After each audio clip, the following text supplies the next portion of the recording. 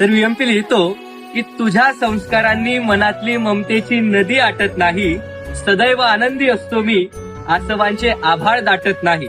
मग जगाची चिंता माझी सारी नाहीशी होऊन जाते, जगाची चिंता माझी सारी नाहीशी होऊन जाते. माझी आई सोबत असल्यावर मला कसलीच भीती वाटत नाही. तुझ्या सारखे नेत्र सर्वत्र दे, नजरेतून एक नक्षत्र दे.